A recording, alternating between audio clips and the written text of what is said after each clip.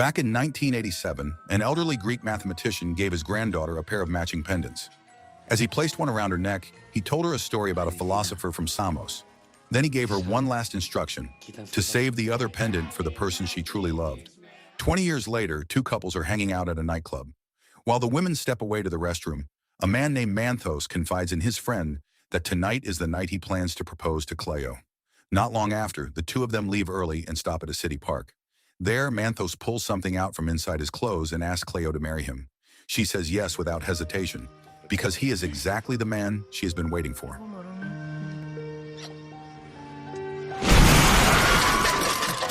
7 years pass, and now we meet Demetrius, a criminology lecturer teaching his students about criminal behavior. He has mild autism, but as he has grown older, he has learned to mask it well enough to appear normal to most people around him. The downside is that his facial expressions often seem stiff and unreadable. Even so, both the university rector and his students clearly respect him for his intelligence and professionalism. That night, while everyone else is out celebrating New Year's Eve, Linus spends his time at the hospital with his father, who has been in a coma for an entire year. A nurse named Sophia kindly tells him to call her if he needs anything. At the very same time, a judge named Christina returns to her apartment building. But when she finds the elevator out of order, she has no choice but to take the stairs.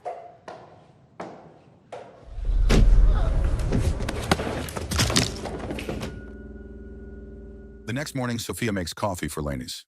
Later, while he is out buying books, he hears a report on the radio about Judge Christina's death. Police believe she may have simply fallen down the stairs. When he gets back to the hospital, Sophia once again makes him coffee, showing the same quiet care she always does.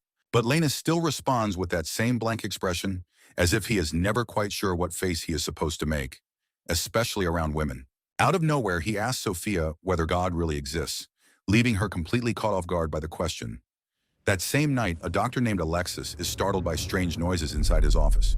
He searches around but finds nothing.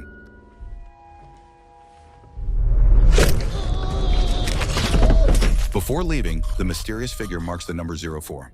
This is the other me. The following morning, the rector calls Linus with news of the doctor's death. He explains that a friend in the police department has asked for Linus's help. So Linus heads to the crime scene and meets Captain Paulos. As they investigate, they find several unusual clues. The killer has left behind a message that suggests the doctor once lied.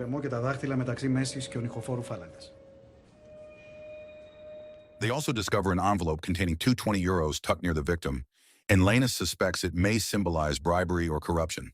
As the days pass, Linus settles back into his routine, teaching, studying, and spending time at the hospital caring for his father.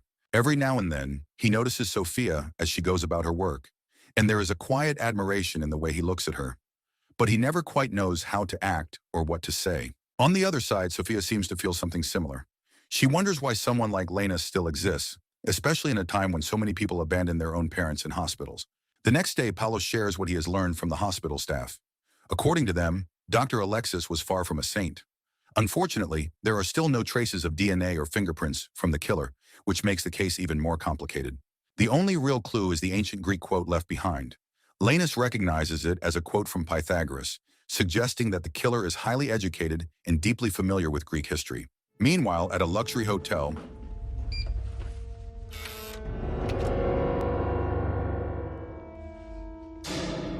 the victim is identified as a lawyer named Argiriou.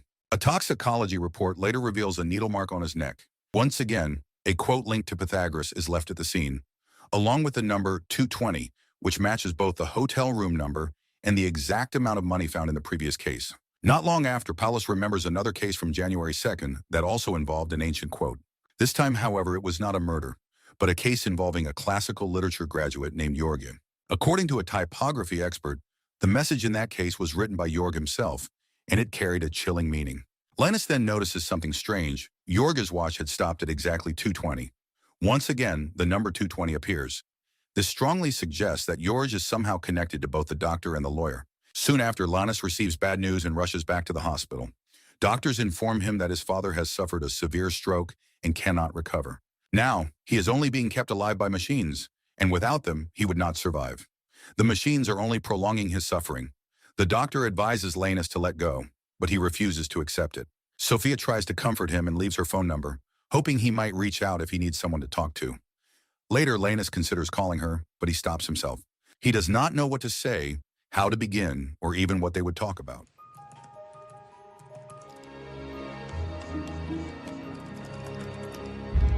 He shares his findings with Paulos, explaining that the two were involved in more than 30 questionable cases. Στην ίδια έρευνα, όπου εμφανίζονταν το όνομα του αρχηγού, οι δυο τους είχαν κατηγορηθεί για πάνω από 30 στημένες υποθέσεις. Σχεδόν σε όλες τις καταχωρήσεις εμφανίζονταν και το όνομα της χρήσης. But they still have no idea which one. Lanus begins to question something about the first victim. For someone like Christina, it does not make sense that she would take the stairs when there is a working elevator in her apartment building. So he and Paulos decide to check it themselves. But as soon as they reach her floor, Lanus asks to go back down. He notices another quote linked to Pythagoras, one that speaks about the beginning of everything and how all things follow numbers. When they take a closer look, they discover something unusual. The maximum weight capacity inside the elevator, set at 220 kilograms, has been deliberately marked. That detail confirms it. Every victim is connected through the same mysterious number. Lanus starts breaking it down. The idea that everything begins with 1 points to Christina as the first victim, since she died on the very first day of the year, right after the New Year celebration. The second idea, that everything follows numbers.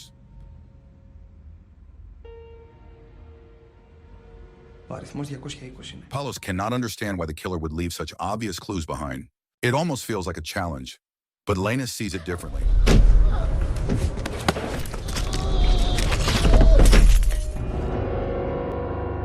Almost as if the crimes are meant to be justified through logic and philosophy.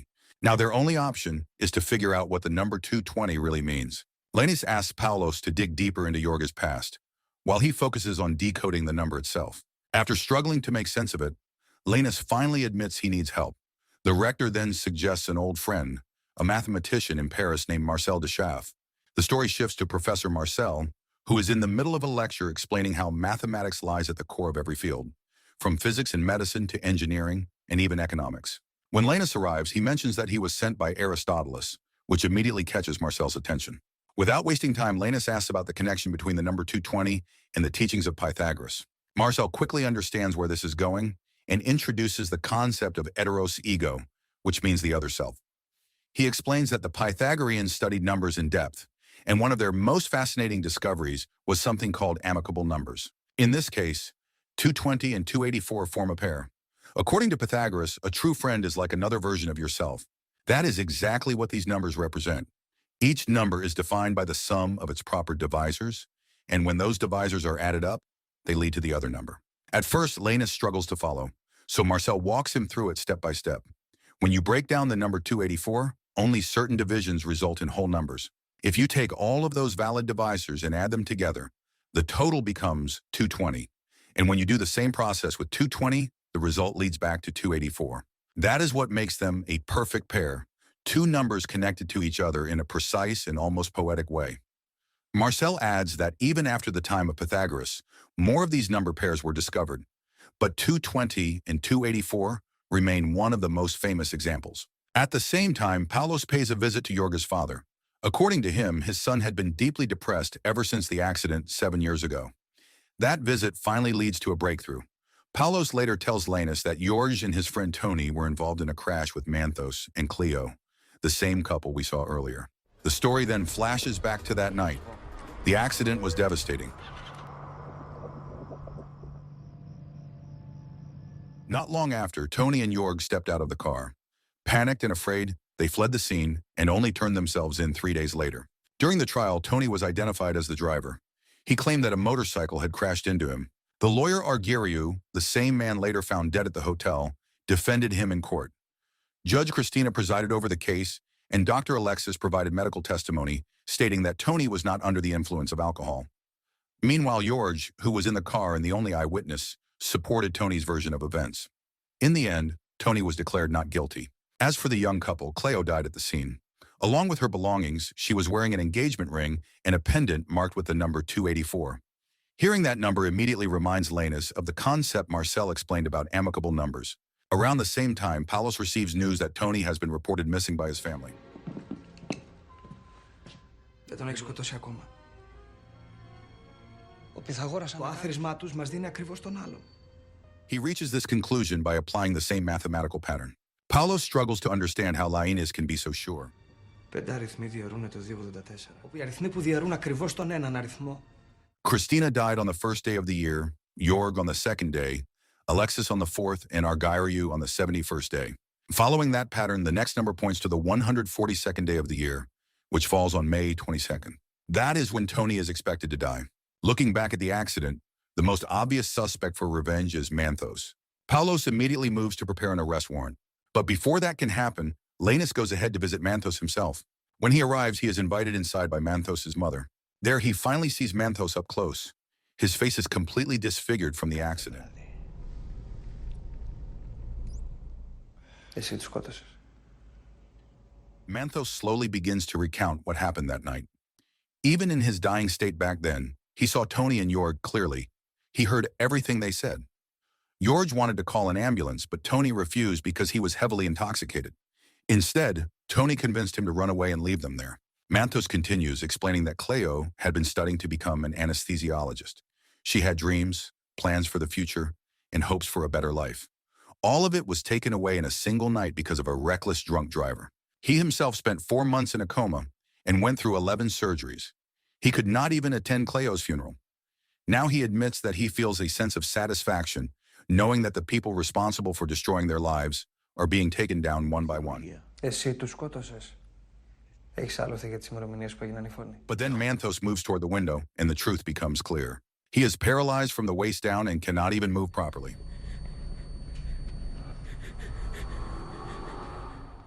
Εκείνο το βράδυ δεν θα το ξεχάσω ποτέ. Before Lanus leaves, Manthos asks him for one thing. If the person responsible is ever found, he wants a message delivered. He wants to express his gratitude, as if that mysterious figure has done what the justice system never could. Lanus quietly leaves the house, saying goodbye to Manthos' mother, a woman who has endured everything with remarkable patience while caring for her broken son. As expected, May 22nd arrives, and Tony is found dead inside an old rural building. Η πυροσβεστική που ειδοποιήθηκε βρήκε το πτώμα και μας κάλεσε. For Lanus, this confirms that the cycle of revenge has finally reached its end. Paulos also rules out Manthos completely, since his condition makes it impossible for him to carry out any of these crimes. Αυτή ήταν καρφωμένη στην καρδιά του.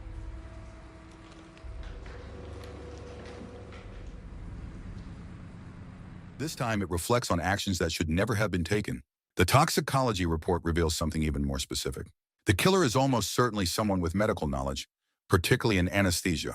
In the previous case, substances like chloroform and pentothal were found. These substances are cheap but highly effective, leaving the victim completely immobilized and unable to even react.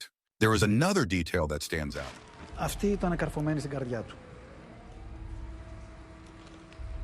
Reinforcing the pattern that has been present from the very beginning.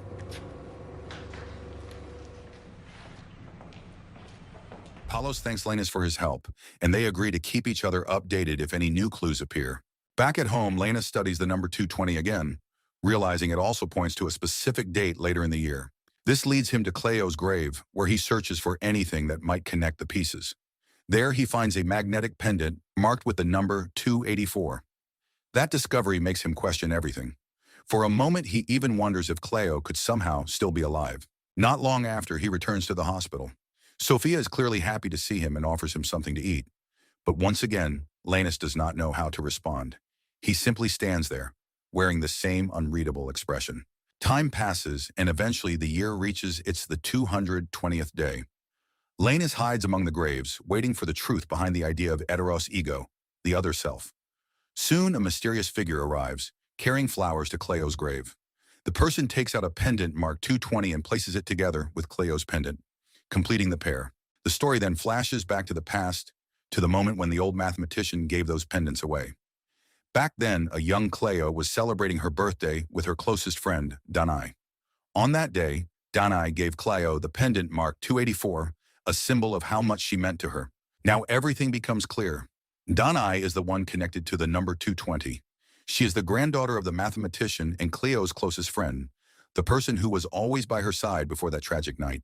Danae never expected anyone to truly understand her puzzle. To her, someone like Lanus is rare. She explains that her grandfather was the one who introduced her to the idea of amicable numbers. On her birthday, he gave her the 2 pendants and told her to give the other one to the person she loved the most. For Danae, that person was always Cleo. They grew up together, went to the same schools, studied in the same field, and shared everything. Cleo was not just a friend. She was her other self. Losing her was something Danae could never accept. After the trial, when the people involved twisted justice for their own benefit, Danae left Greece and tried to move on. For 7 years, she tried to forget, but nothing had changed. The same people continued living their lives as if nothing had happened. So she took matters into her own hands. She was the one who pushed Judge Christina Περνούσα. Ή έστω ότι θα μάθω. She silenced the lawyer who twisted the truth, and finally,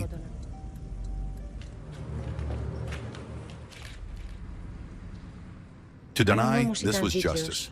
Lanus questions her belief, wondering where forgiveness fits into all of this. But for Danae, forgiveness belongs to God. Her role is only to seek justice, to push it as far as the human mind can define what is fair. She feels no regret, and even challenges Lanus to arrest her if he truly believes that would be the right thing to do. But when she turns back, Lanus is already gone. Instead, he returns to the hospital to be with his father. For most of his life, he believed that God did not exist and that death was simply the end. But now, something has changed within him. He begins to believe that there is something beyond this world. And with that belief, he makes a painful decision. He chooses to let his father go, ending the suffering that has lasted for so long.